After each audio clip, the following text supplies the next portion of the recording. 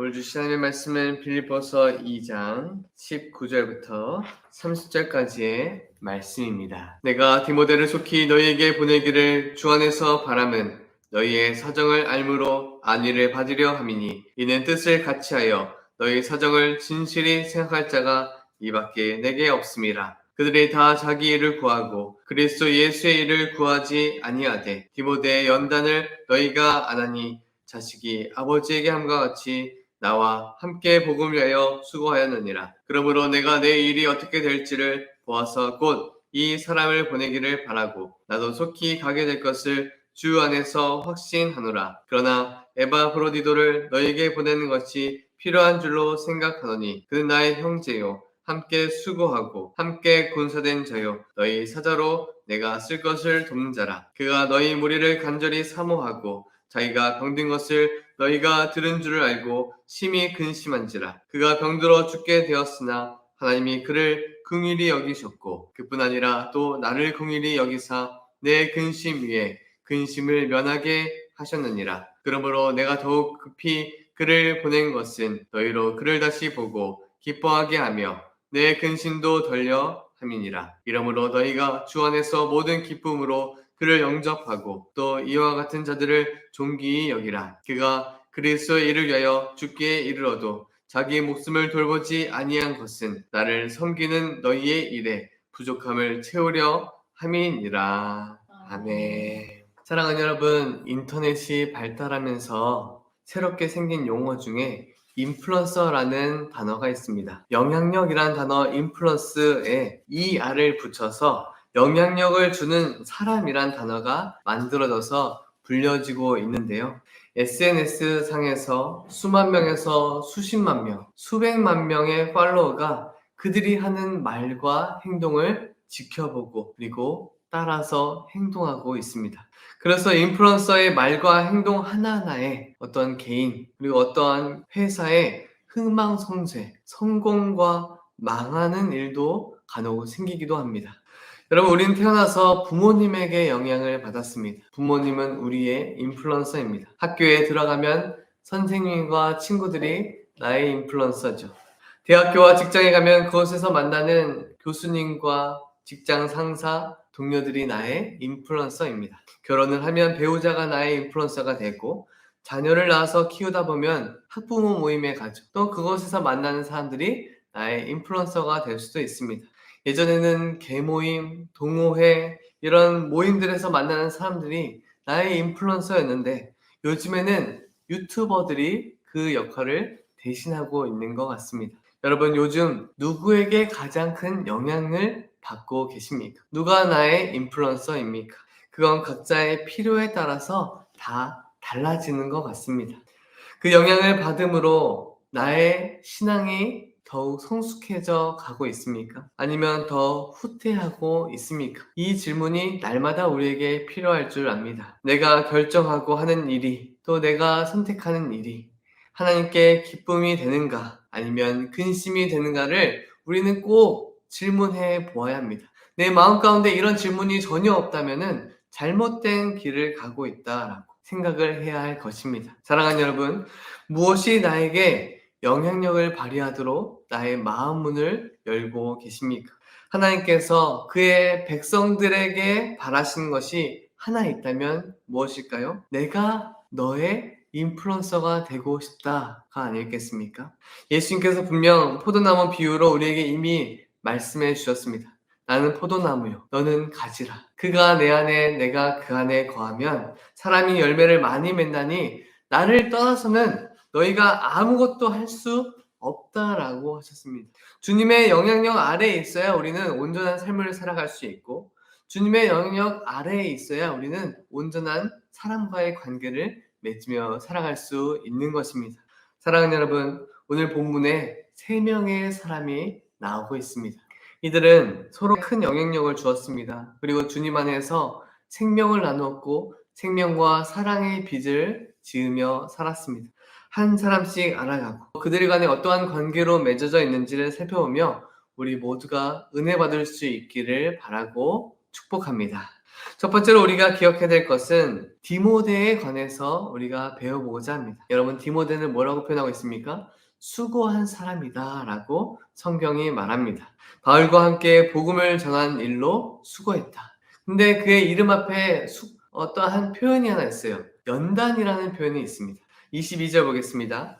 디모데의 연단을 너희가 안 하니. 마치 별명처럼 붙여졌죠. 이 연단은 검증, 증명이라는 단어로 풀이가 됩니다. 한마디로 말하면 그가 걸어온 삶이 증명한다, 검증이 되었다. 그가 걸어온 삶이 그 사람에 대해서 증명한다, 말해준다라는 것입니다.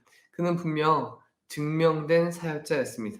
그리고 복음을 위하여 수고했다는 말에서 수고는 섬기다라는 의미가 있죠. 그럼 정리해보면 그가 종처럼 충성되게 섬겼는데 말로만 한 것이 아니라 그의 삶이 증명하고 있다라는 것입니다. 영적 아버지 바울과 동역하며 바울이 주님께 받은 사명을 잘 감당할 수 있도록 곁에서 돕고 섬겼습니다.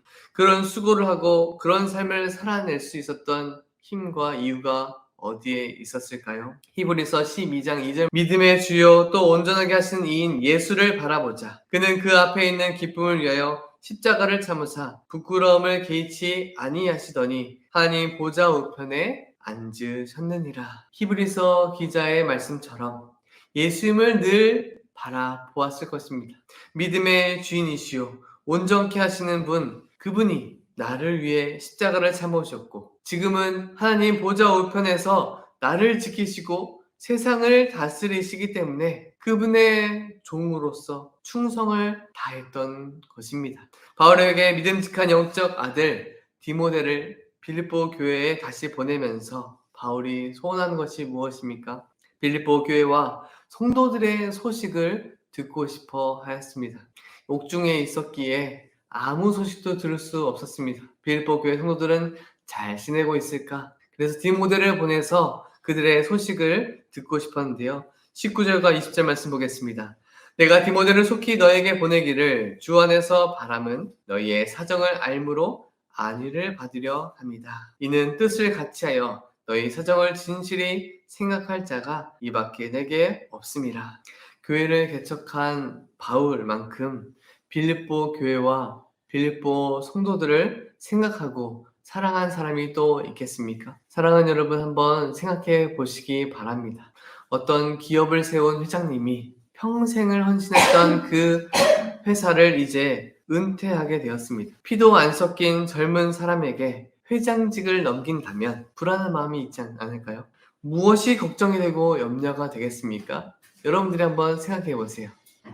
나와 같은 마음으로 그 사람도 일할 수 있을까? 내가 이 회사를 사랑하는 것처럼 똑같이 사랑할 수 있을까? 내가 이 회사를 위해서 헌신하고 성실하게 일한 것처럼 그 사람도 나처럼 할 수 있을까? 좋은 결실과 또 결과를 낼 수 있을까? 이런 걱정 아니겠습니까? 그런 생각을 교회로 한번 옮겨보겠습니다. 평생을 섬기다가 은퇴한 목사님이 젊은 후임 목사님에게 담임 목사의 역할을 위임하게 된다면 동일한 마음이 있을 것 같습니다. 한 나라와 한 기업을 섬기는 일도 이렇게 중요한데 한 영혼을 섬기는 일이라면 얼마나 중요하겠습니까? 그런데 바울은 자신과 같은 사람이 있다. 그 사람이 누구냐? 디모데라고 말씀합니다. 디모데는 바울과 같은 마음과 행동으로 수고한 목회자다. 바울이 이렇게 평가하고 칭찬하고 있습니다. 사랑하는 여러분, 여러분들의 삶에도 예수 그리스도를 위한 수고가 가득 넘치시기를 바랍니다. 마지막 날에 예수 그리스도와 같은 마음으로 교회와 성도와 이웃을 섬겼다라는 주님의 칭찬이 가득 넘치시길 주님의 이름으로 축원합니다. 두 번째로 한 인물이 또 나옵니다. 그 사람은 에바브로디도입니다. 에바브로디도에 관한 정보는 다른 성경에서는 볼 수 없고 빌립보서에서만 잠시 우리가 살펴볼 수 있습니다. 근데 빌립보서 기록된 말씀에 근거하면 그는 빌립보 교회가 옥중에 있었던 바울을 섬기기 위해서 파송한 인물이었습니다.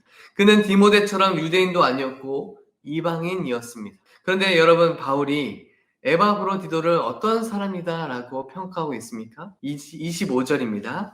그러나 에바브로디도를 너희에게 보내는 것이 필요한 줄로 생각하노니 그는 나의 형제요 함께 수고하고 함께 군사된 자요 너희 사자로 내가 쓸 것을 돕는 자라. 먼저는 나의 형제다라고 말하고 있습니다. 유대인의 입장에서 이방인은 짐승만도 못한 사람이었습니다. 근데 그런 이방인을 나의 형제다라고 소개합니다. 피도 섞이지 않았지만 주님 안에서 한 형제, 한 가족이다 라고 말합니다. 여러분 이런 점에서 생각해 볼 때에 한 가지 생각이 났습니다. 뭐냐면 저희 마음 가운데에 늘 품고 있었던 질문이 하나 있었는데요. 성공한 목회자가 있다면 무엇이 성공한 목회자일까? 라는 질문이었습니다. 여러분들은 성공한 목회, 성공한 목회자라고 생각한다면 누가 떠오르고 무엇이 떠오르십니까?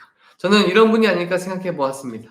함께 사역하는 교육자들이 진심으로 존경하는 목사님, 닮고 싶은 인격을 가진 담임 목사님, 이렇게 평가해 주는 사람이 있다는 것이 성공한 목회가 아닐까, 성공한 목회자가 아닐까 이런 생각을 하곤 합니다. 자신을 존경해주고 닮고 싶어하는 사람이 단 한 사람이라도 있다면 그분은 성공한 목회를 하셨다라고 저는 감히 말할 수 있을 것 같습니다. 저도 같은 소원을 갖고 있습니다. 주님께서 나와 맺어준 영적 가족, 함께 일하도록 보내주신 동역자라고 정말 그 사람을 그렇게 생각한다면 크리스찬은 말뿐만 아니라 행동으로도 보여줄 수 있어야 합니다.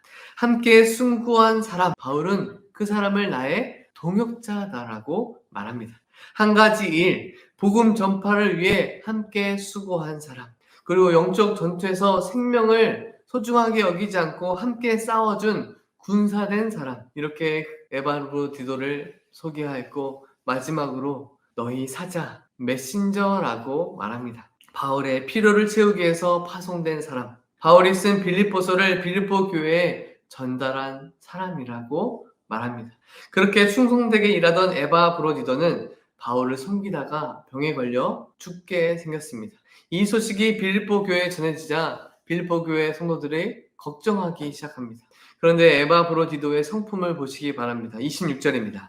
그가 너희 무리를 간절히 사모하고 자기가 병든 것을 너희가 들은 줄 알고 심히 근심했다. 나의 아픔, 내가 병들어 죽게 생긴 것을 걱정하기보다는 소식을 듣고 걱정할 빌립보 교회 성도들을 먼저 생각한 에바브로디도의 마음, 그것을 걱정하는 그 사람의 인격을 보게 됩니다. 하나님께서 에바브로디도를 회복시켜 주시고 빌립보 교회를 평안하도록 만들기 위해서 바울은 결정합니다. 에바브로디도를 다시 빌립보 교회로 보내는 것입니다. 그는 바울과 빌립보 교회를 사랑으로 섬긴 사람이었고 말로만 행하지 않고 행함과 진실함으로 섬겼던 성도였습니다. 바울에게 든든한 인물이었습니다. 함께 영적 싸움을 감당하고 의지가 되는 사람, 함께 영적 싸움에서 군사로서 싸웠던 사람, 바울의 육신의 피로만 채워준 것이 아니라 심적으로도 흔들릴 때 붙들어주는 영적 동역자였습니다. 사랑하는 여러분, 여러분에게 이런 동역자가 있으십니까? 잠시 생각해 보시기 바랍니다. 언제든지 나를 위해서 달려와 줄 수 있는 사람이 있습니까? 내 마음을 털어놓고 얘기할 수 있는 사람이 있습니까? 들어줄 사람이 있으십니까? 육적으로나 또 영적으로나 심적으로 피로를 채워줄 수 있는 사람이 내 곁에 계십니까? 생각나는 분이 있다면 감사하시기 바랍니다. 나에게 그런 사람이 없다고 생각하는 분들 있으십니까? 낙심하지 마시기 바랍니다. 하나님께서 반드시 보내주시고 뿐만 아니라 여러분들이 또 다른 이웃에게 그러한 사람이 되어주시기 바랍니다. 바울과 같은 사람도 에바브로디도가 필요하였습니다. 영적으로 궁핍한 영혼들을 돕고 섬긴 일에 저와 여러분들이 파송되어 세상과 한 영혼을 살리고 돕는 일에 귀하게 사용되시기를 주님의 이름으로 축원합니다. 마지막으로 한 인물을 더 소개하도록 하겠습니다. 그 사람은 바울입니다. 지금 바울의 상태와 상황은 좋지 못한 것 같습니다. 23절 볼까요? 그러므로 내가 내 일이 어떻게 될지를 보아서 곧 이 사람을 보내기를 바란다. 내 일이, 지금 내가 감옥에 갇혀서 오늘 내일 할지 모르는 이 상황이 어떻게 될지 모르지만 지켜보고 디모데를 빌립보 교회로 보내겠다라고 말하고 있습니다. 자신의 안위보다는 빌립보 교회의 평안을 구하고 교회를 굳건하게 세우기 위해서 디모데를 보내기로 결단합니다. 뿐만 아니라 사랑하는 영적 가족들을 속히 보고 싶어하는 간절한 소망도 엿볼 수 있습니다. 그래서 24절 말씀에 나도 속히 가게 될 것을 주 안에서 확신한다 라고 말씀하죠. 바울의 이런 고백과 기도는 내가 곧 석방될 것을 확신한다 이런 말이 아닙니다. 내가 비록 감옥에 갇혀서 석방될 수도 있고 안 될 수도 있지만 모든 일이 주님 안에서 주님의 선하신 계획에 맡기겠다라는 믿음을 보여주는 것이죠. 누구도 바울 대신 옥살이를 할 수 없습니다. 고달픈 감옥살이이지만 자신의 아내보다 빌립보 교회를 생각했던 바울, 그럴 수 있었던 것은 주님 안에서 참 평안과 기쁨이 있었기에 이런 결단을 할 수 있었던 것입니다. 자신을 섬기다가 죽음의 위기에 놓이게 된 에바브로디도가 회복되었을 때 뭐라고 표현합니까? 주님께서 그를 긍휼히 여기셨고 또 나도 긍휼히 여기셨다. 에바브로디도가 살아나는 것을 하나님의 위로와 긍휼이 나에게 임했다라고 말합니다. 나의 형제, 나의 동역자, 군사된 자, 이 사람을 잊는 것은 나의 생명도 잃은 것이다라고 말하는 것과 같습니다. 에바브로디도가 아픈 것은 바울에게 큰 근심을 안기는 것과 같았습니다. 그리고 바울은 빌립보 교회의 유익을 생각했죠. 빌립보 교회의 귀한 일꾼을 잃는 것은 큰 교회의 손실이었습니다. 에바브로디도가 빌립보를 향한 편지를 잘 전달하고 그의 건강한 모습을 통해 빌립보 교회가 위로와 기쁨 얻기를 바울은 원하였던 것입니다. 신학자 칼빈은 에바브로디도가 빌립보 교회의 목회자였을 거다라고 말합니다. 그렇다면 빌립보 교회 성도들은 에바브로디도를 통하여서 충분한 영적 목양을 받을 수 있게 된 것입니다. 사랑하는 여러분, 설교를 시작할 때 인플루언서라는 용어를 말씀드렸습니다. 영향을 주는 사람.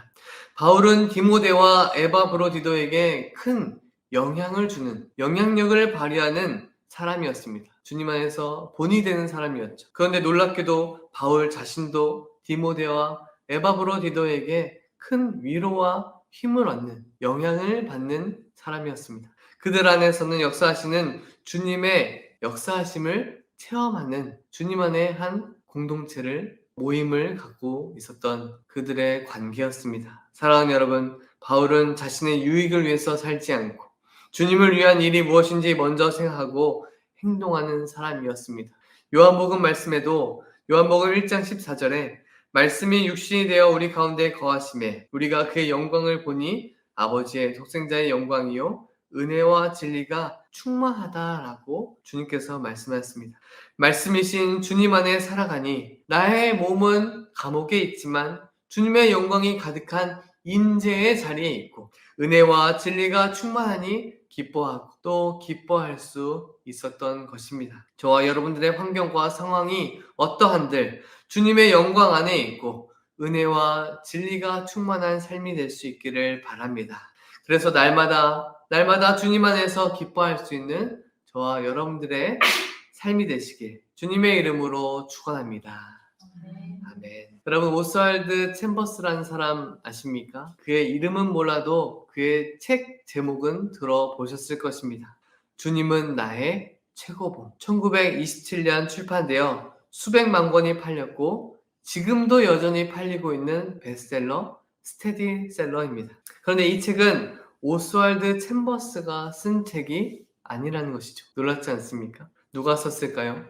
오스왈드 챔버스 목사님은 결혼한 지 7년 만에 주님의 품에 안기게 되었습니다. 결혼한 지 7년 만에 남편 오스왈드 챔버스를 떠나보낸 비디 챔버스 부인은 남편 잃은 좌절과 실망 속에 외로움과 고통 중에 살아가고 있었습니다. 그런데 어느 날 한 군인이 이 부인을 찾아와요. 부인, 오스왈드 챔버스 목사님의 그 설교를 또 그의 글을 군인들이 듣고 싶어 합니다. 군인들에게 전해주시면 좋겠습니다. 라고 말하죠.